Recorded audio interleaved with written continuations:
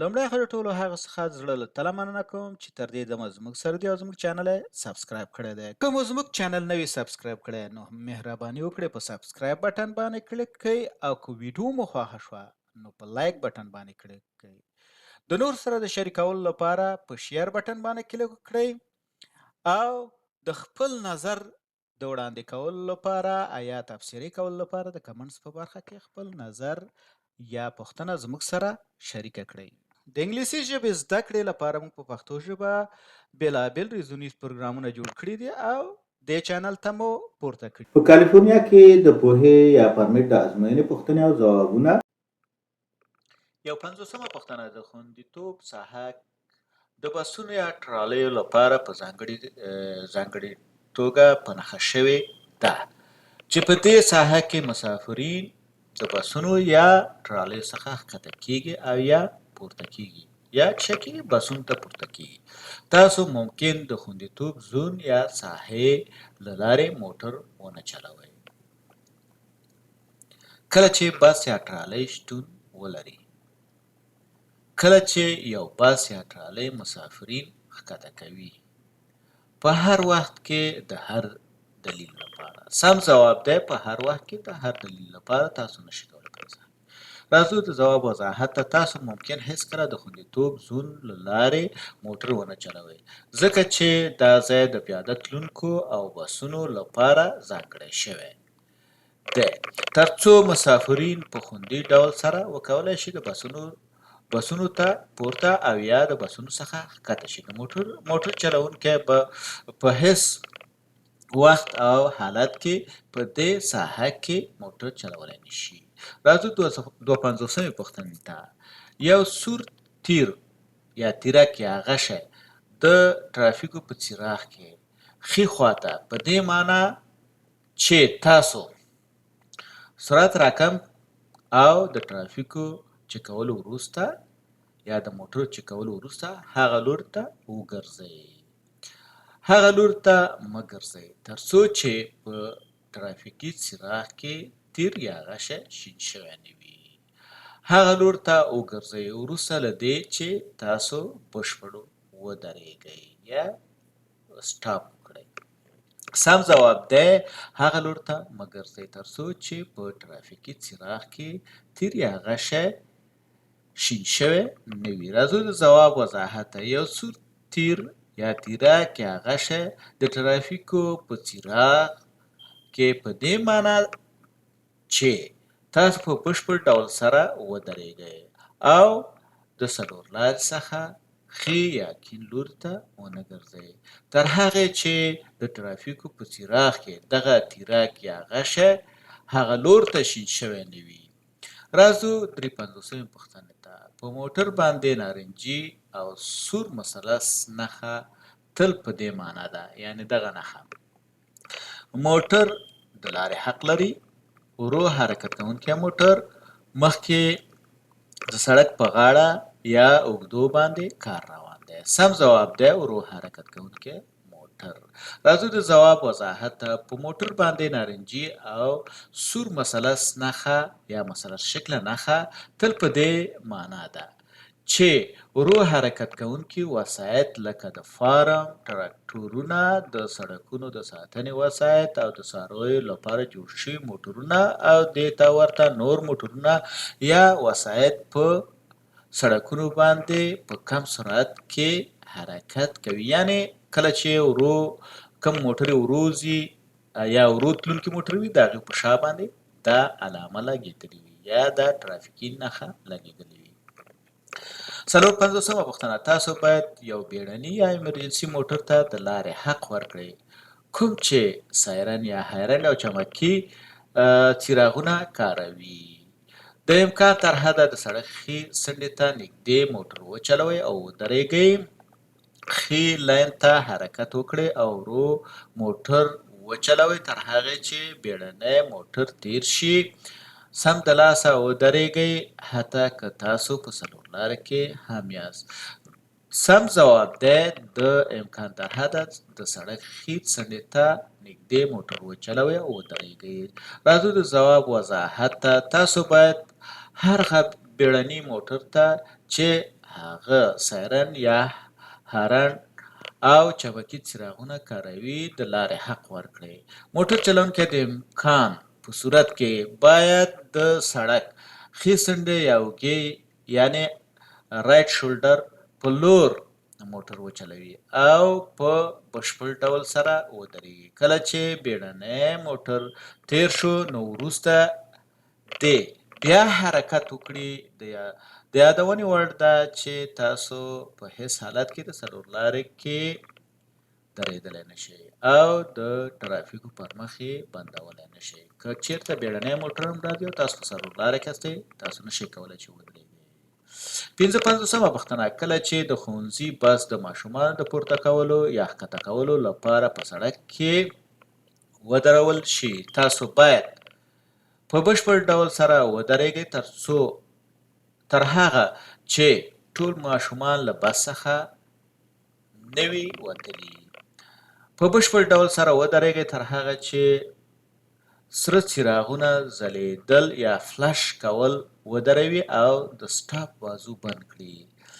لاینونه بدل کړئ، ورو حرکت وکړئ او د بس څخه په احتیاط سره تېر شئ. سم ځواب دی په بشپړ ډول ودرېږئ تر هغه چې سره څراغونه ځلېدل یا فلش کول ودروي او د سټاپ بازو بند کړي یا داخله کړي دننه کړي. راځو د ځواب وضاحت ته. کله چې د ښوونځي بس په سړک کې درول شوی وي او څراغونه یې روښانه وي او د سټاپ علامې بازو یې غځېدلی وي تاسو باید په بشپړ ډول سره ودرېږئ او تر هغې پورې انتظار وکړئ چې تر څو د ښوونځي بس څراغونه مړه او د سټاپ علامې بازو غونډ کړي. دا په دې معنی چې د بس څخه ټول ماشومان په خوندي ډول سره ښکته شوي دي او یا بس ته پورته شوي دي نو تاسو په دې وخت کې په خوندي ډول سره د بس څخه تېرېدلی شئ. کله چې یو بس مثال څراغونه مړه کړي او هغه د سټاپ ساین یا سټاپ بازو نن باسي نو دا په دې معنی چې ټول ماشومان ښکته شوي دي او اوس تاسو تګ خوندي دی نو تاسو به حرکت وکړئ. ۵۵مه پوښتنه: تاسو باید په ورته لاینونو کې د بایسکل چلوونکي لپاره وګورئ چې د موټرو لخوا کارول کیږي ځکه چې دوی باید د راتلونکو ترافیکو سره مخ شي. په غیر قانوني ډول د موټرو سره لاینونه شریکوي. د موټرو سره د سړک د شریکولو حق لري. سم ځواب دی د موټرو سره د سړک شریکولو حق لري. راځو ځواب وضاحت ته.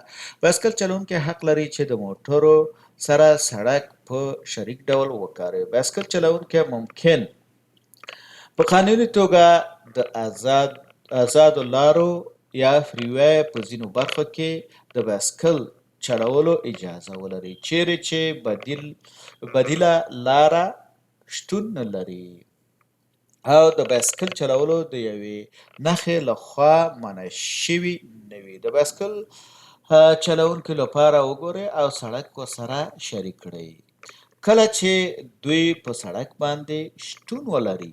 راځو ۵۰مې پوښتنې ته.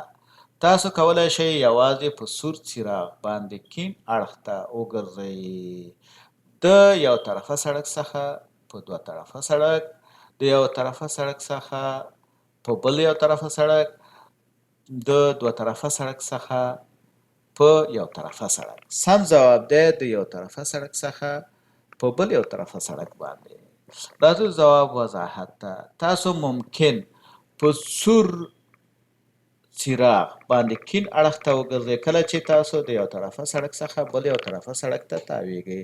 د تاویدو څخه دمخه ډاډ ترلاسه کړئ چې کیڼ لور ته د ګرځېدو لپاره هیڅ د منع کېدو نښه شتون نه لري. که چیرې کیڼ یا چپ لوري ته د تاویدو لپاره د منع کېدو نښه شتون ولري نو په دې حالت کې تاسو نشئ کولی چې کیڼ لور ته د یو طرفه سړک څخه بل یو طرفه سړک ته تاو شئ. دواړو خواو ته وګورئ چې نور وسایط پیاده تلونکي یا بایسکل چلوونکي خو شتون نه لري. که چیرې شتون ولري نو لومړی حق هغوی ته ورکړئ او وروسته بیا په خوندي ډول سره هغه لور ته وګرځئ.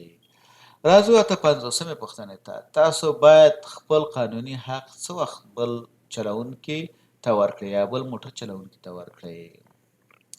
ډیری وختونه حتی په کنټرول شوي چوکونو کې هر کله چې د ټکر څخه مخنیوي کې مرسته کوي، هیڅکله نه دا نور چلوونکي ګډوډ کوي. سم ځواب دی هر کله چې د ټکر څخه مخنیوي کې مرسته کوي. راځو ځواب وضاحت ته.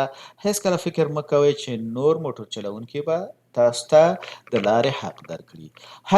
هر کله چې د ټکر یا حادثې څخه مخنیوی کیږي نو تاسو خپل د لارې حق بل موټر چلوونکي ته ورکړئ ترڅو د ټکر او زیان اوښتو څخه دواړو طرف ته مخنیوی وشي او تاسو به په دې کار سره لویه مرسته کړې وي.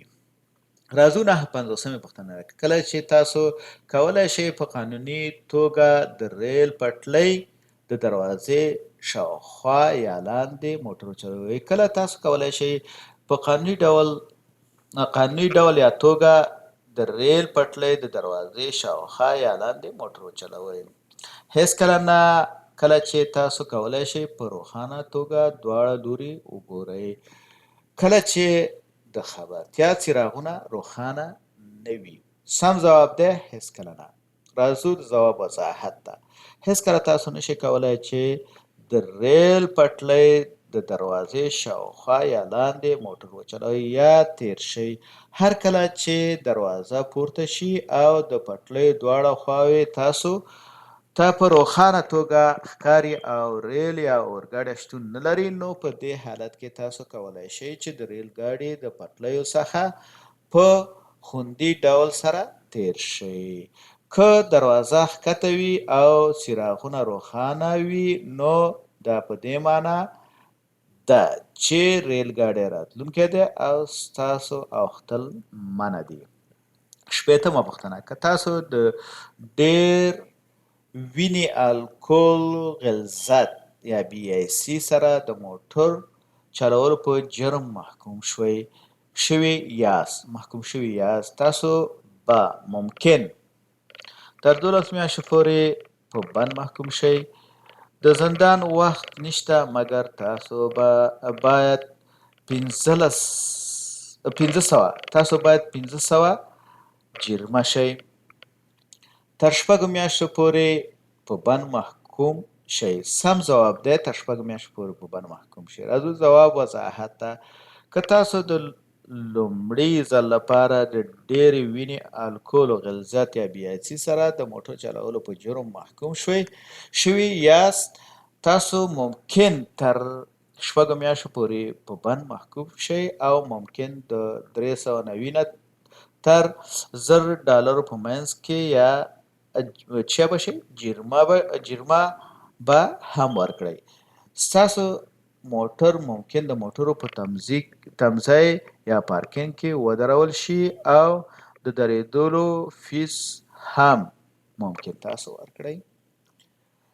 مننه چې تر دې دمه زما سره ښاد او آباد اوسئ. که دا ویډیو مو خوښه شوه نو لایک یې کړئ او د نورو سره هم شریکه کړئ چې ترڅو هغوی هم ترېنه ګټه پورته کړي.